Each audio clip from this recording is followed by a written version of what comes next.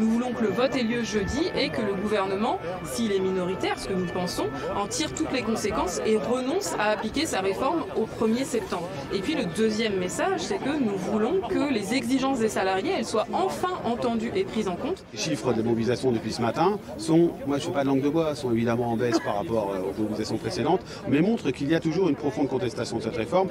Le sens de cette mobilisation, c'est aussi de montrer que sur les futurs sujets, c'est-à-dire le pouvoir d'achat, la question des salaires, la question des conditions de travail, des organisations du travail, on va être là.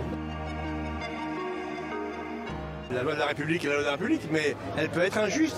Et même si elle est promulguée, elle reste injuste et impopulaire. Et donc, c'est important d'accompagner tous ces Français qui disent non à cette loi. 14e événement.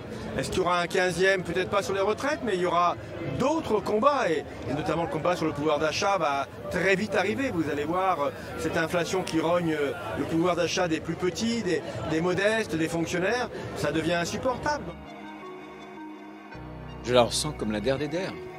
Je la ressens comme le chant du cygne. D'ailleurs, il y a très peu de personnel qui est en grève, que ce soit à l'éducation nationale, que ce soit dans les transports. Donc on voit bien que c'est un dernier baroud d'honneur et je pense qu'il faut désormais avancer. Il faut avancer. On ne peut pas avoir demain, sur les 10 ans, un déficit cumulé de plus de 150 milliards sans rien faire.